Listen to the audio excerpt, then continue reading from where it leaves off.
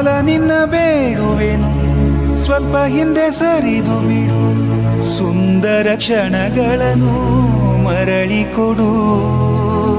ಬೇಕ ನಿಂಗೆ ಕೇಳಿತದು, ನನ್ನ ಜೀವ ನೀಡುವೆನು, ನಿನ್ನ ವೇಳಾಪಟ್ಟಿಯನ್ನು ತಿದ್ದಿಡು. ಇಷ್ಟೊಂದು ಪ್ರೀತಿ ಕೊಟ್ಟು ಹೋಗದಿರು ನನ್ನ ಬಿಟ್ಟು. ನಾನೇನೋ ಕೋಪದಲ್ಲಿ ಮಾತಾಡ್ಬಿಟ್ಟೆ, ಅದರಿಂದ ಇವಳು ಮನಸ್ಸಿಗೆ ಎಷ್ಟು ನೋವು ಮಾಡ್ಕೊಂಡಿದ್ದಾಳೆ.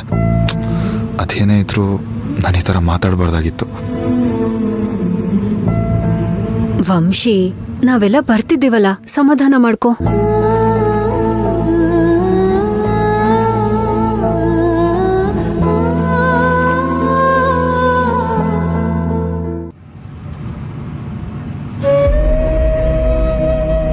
ರೀ, ಊರಲ್ಲಿ ಯಾರಿಗಾದ್ರೂ ಫೋನ್ ಮಾಡಿ ನಾವು ಬರ್ತಾ ಇದ್ದೀವಿ ಅಂತ ಹೇಳಿ, ಮನೆ ಕ್ಲೀನ್ ಮಾಡಲಿ. ಊರು ಬಿಟ್ಟು ಎಷ್ಟು ದಿನ ಆಗಿದೆ, ಮನೆ ತುಂಬ ಧೂಳು ಹಿಡ್ದಿರುತ್ತೆ. ತೋಟಕ್ಕೆ ಕೆಲ್ಸಕ್ಕೆ ಬರೋರ್ಗೆಲ್ಲ ಹೇಳಿದ್ದೀನಿ, ನಾವು ಹೋಗೋ ಅಷ್ಟೊತ್ತಿಗೆಲ್ಲ ಕ್ಲೀನ್ ಮಾಡಿರ್ತಾರೆ.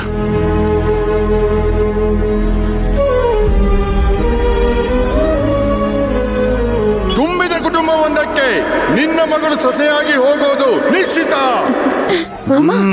ತುಂಬ ಕುಟುಂಬ ಅಂತೆ.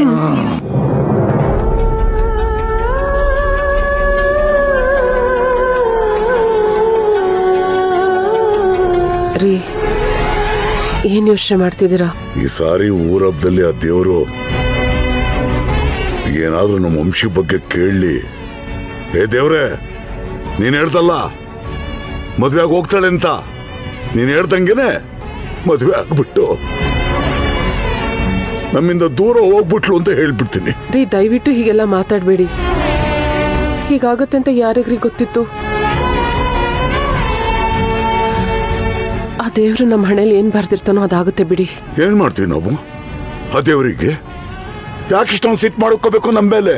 ನಮ್ಮಮ್ಮ ಯಾವಾಗ್ಲೂ ಹೇಳ್ತಿದ್ಲು ರೀ, ಒಳ್ಳೆಯವ್ರಿಗೆ ಆ ದೇವ್ರ ಕಷ್ಟ ಕೊಡೋದು ಅಂತ. ನನ್ಗೇನಾದ್ರೂ ಕಷ್ಟ ಬರ್ಲಿ ಅವಳು ಕಚ್ಕೊಂಡು ನಾನು ತಡ್ಕೋತಿದ್ದೆ. ಆದ್ರೆ ನಮ್ ಪುಟ್ಟಿ ಏನೇ ಮಾಡಿದಾಳೆ, ಎಷ್ಟೊಂದು ಆಸೆಯಿಂದ ಮದುವೆ ಮಾಡ್ಕೊಟ್ವಿ ನಾವು. ಹೀಗ್ ನೋಡಿದ್ರೆ ಹೀಗ ಆಗೋಗ್ಬಿಡ್ತಲ್ಲಮ್ಮ. ಆ ದೇವ್ರ ಮೇಲೆ ನನಗೆ ನಂಬಿಕೆ ಇದೆ ರೀ, ಎಲ್ಲ ಒಳ್ಳೇದಾಗುತ್ತೆ. ಸದ್ಯಕ್ಕೆ ಪರಿಸ್ಥಿತಿ ಸರಿ ಇಲ್ಲ ಅಷ್ಟೇ. ರೀ, ನೀವು ಸ್ವಲ್ಪ ಸಮಾಧಾನ ಮಾಡ್ಕೊಳ್ಳಿ.